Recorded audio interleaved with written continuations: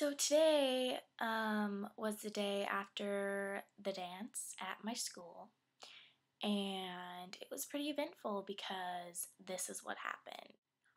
Oh my god, were you at the dance the other night? Well, Brad and Becky totally broke up, and since now that he's free, I've loved him since third grade. Think you can put a good word in for me?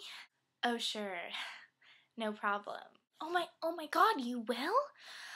Thank you so much. Later that day, hey, I think Brad's coming over. Oh my god. Hi, Brad. Hey girl, how you doing?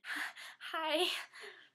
Oh my god, I haven't talked to you since like third grade. Long time. Never talked to you. So, you know that me and, Stacy or whatever that girl's name, Becky?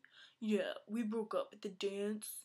So I was just wondering if, Yeah?